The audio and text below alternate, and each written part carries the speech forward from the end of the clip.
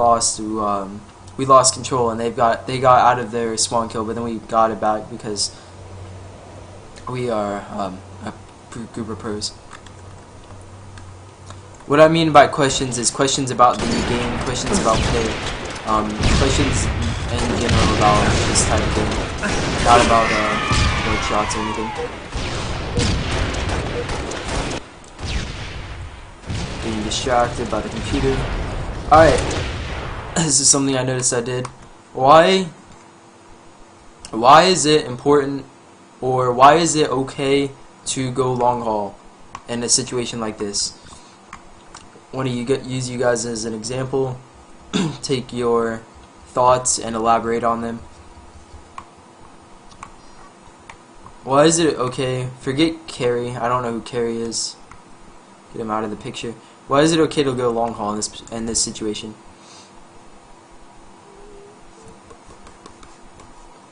Different places to push your flag, a flank.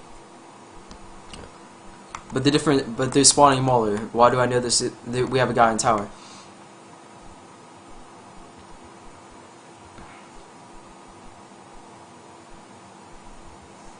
So you guys are describing this perfectly. Brian is on tower. He's the distraction for the other team that's spawning. You can get a cross map team shot to flank. Rockets were just up. They were. Because we killed them core, you guys are basically on the ball. I'm gonna explain a little bit more. If Goofy, I think Goofy would have been in a better position to jump up. Oh God, no! Oh, whoa, hold on.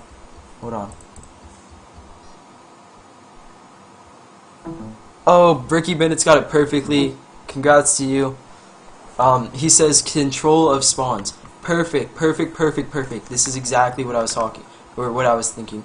Look how they spawn Mauler. Where can they go? They have to go Needles because Brian's on tower. Well, that's what they should do. They either have to go back ramp to tower, or they have to go Mauler to Needles. And honestly, it's gonna take a long.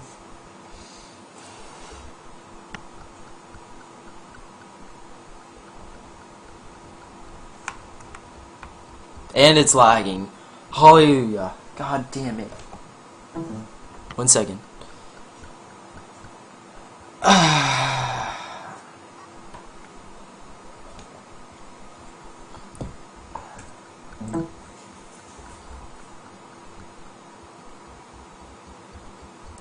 And I was so into it too, man. I had this going, I had this perfect, and then blah. This all crashes down. Alright, there we go, got it. Brian's on tower. Like I was saying earlier, he's gonna make them go Needles to long, Needle pit, Plat to look at him. They're gonna be looking at Brian or trying to flank through long haul. So forgetting my teammate Carry, what you do here is you want to make sure that they don't push down long. Unfortunately, my teammate was there, so I couldn't stop it, and they have rockets, and that was just done. But anyway, just making sure, I suck with grenades, making sure they don't get to our side of the map. Did Carry die? What happened to Carry? Carry? Carry. Carry? Oh, alright, Carry died from a rocket. Alright.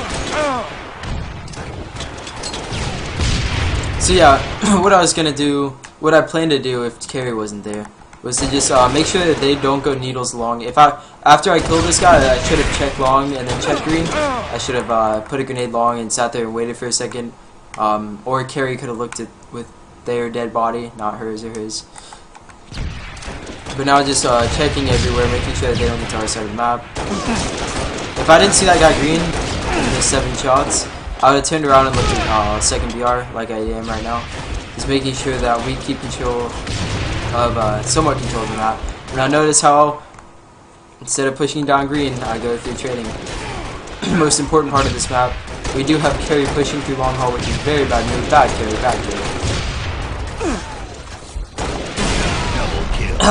Difference. This is something that a lot of people I've seen AM players just die to this. You have to be aware of your surroundings. Find out what you can do and what you can't do with this given amount of time. Notice how I get shot right here. Turn around, instead of challenging him or getting him weak, I find the players that my teammates cannot kill. One of the most important differences in trying to help your teammates out. If you are in a position to where you can kill somebody and your teammate cannot, that is a kill that you need to get. If you're in a position like, let's say I was here. Alright, let's go here. Forget that second guy needles. If this is the last guy alive and they're all spawning court, what is the best thing to do? I have a guy green. Let's say that this guy Pit was hurt because he goes down to a training pit, and the guy needles wasn't there, and we had a teammate going down needle ramp. There's absolutely no reason for me to kill this guy training pit, but because my teammate is green and he can't get a kill, I have to be the one to kill him. My teammate can't do anything about it. Kill. So a sick double, and then I try and go for a sick triple.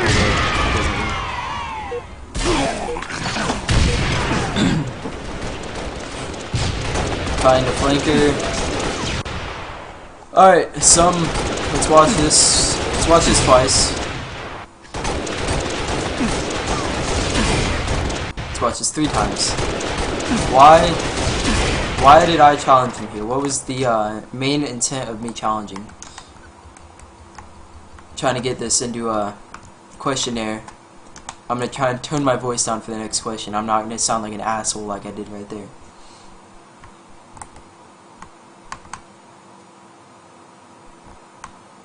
He wasn't moving. Stop flank. He was on my side. He was missing. Do a spin around yourself. Alright. So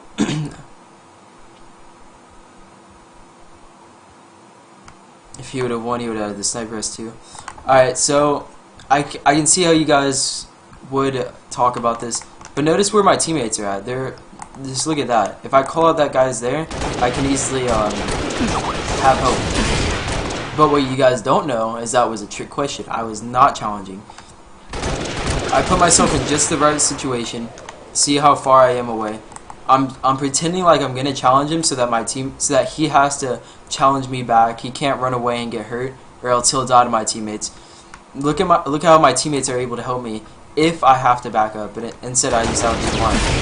But if I would have missed, say, a shot or two, notice how whenever I go full shield, I'm in a position that I can get away. I go no shields right here, and instantly I'm getting behind this wall.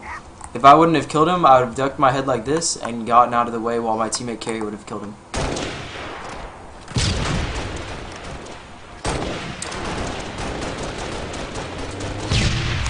Good question. Trust my clutch. How do you think all of this out so quickly?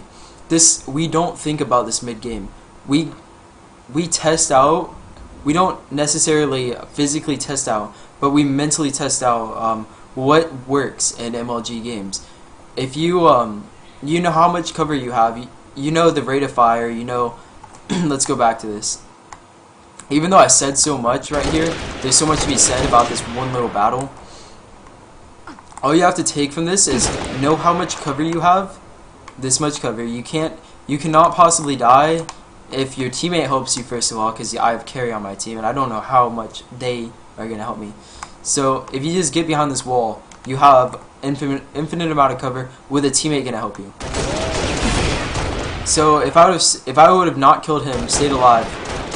Well, I mean, it's just all you have to think about is how much cover you have, how much time you have to get to that cover, and how many shots do you have to put into him, and for your teammate to help you. So just like how much time do you have to stall out before your teammate will be able to help you?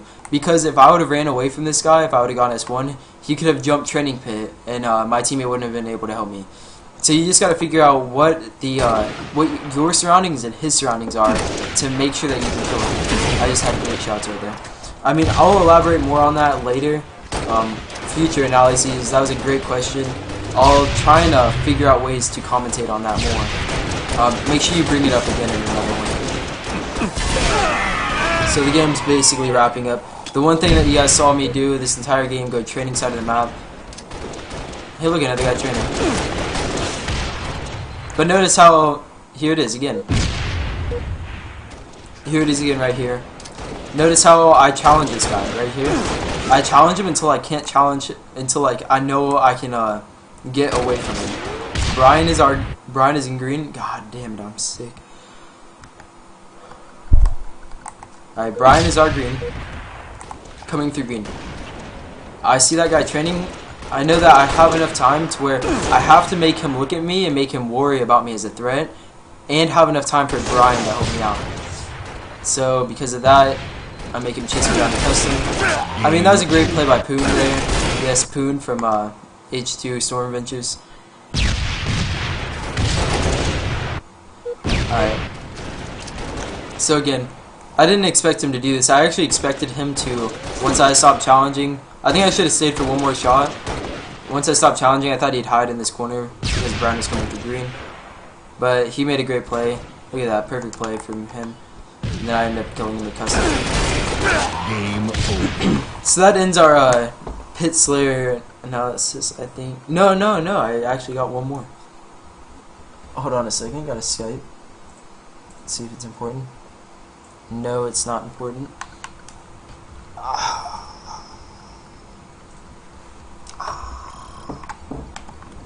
Alright, one more. One more game of Pit Slayer. Alright, so again, look out for me to go training side of the map. Notice what routes I take to get there. There's always the underbridge to our street ramp to bridge. There's the straight to their S1, go straight to their training, go to their sword, go to their runway. There's stuff like that but one thing that you have to know Slayer. you have to know is how much time you have to do it before the spawn cycle into courtyard.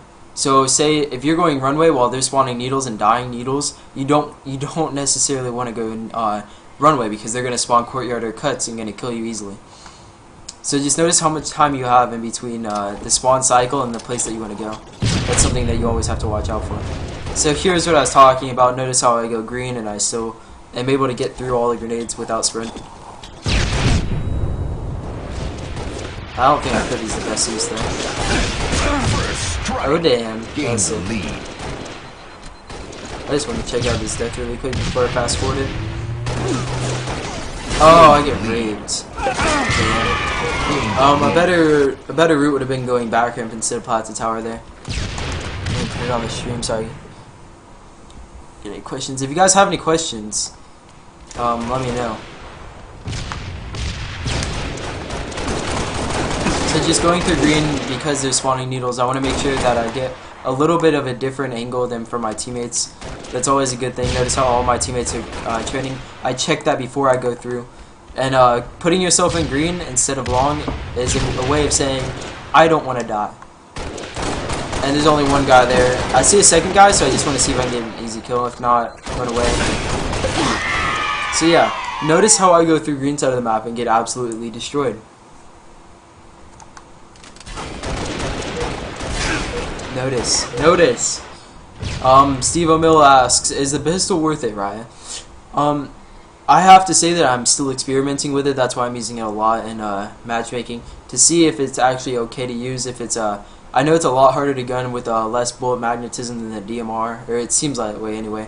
But I know that if you put multiple shots onto different people, the one shot counts as 2, but then the second shot counts as another 1. So putting multiple shots on different people helps your teammates out a lot with the headshot. Notice how I'm pushing long haul. Let's see what happens pushing long haul. Get a kill. Oh, look at that. The spawn baller should have died. And do die, I think. Yep, end up dying. See, notice how in the first 2 games I start off absolutely destroying, but in this next game I'm already 2 and 3 because I've been pushing through green. Now I'm pushing through training. Look at this perfect spread here. Green. That's actually perfect. Somebody posted that in my chat earlier. What's the perfect strat for what's the perfect routes for this map? Green, long, bridge, and sword. No, that's not it. That's not right. Hold on. Oh baby.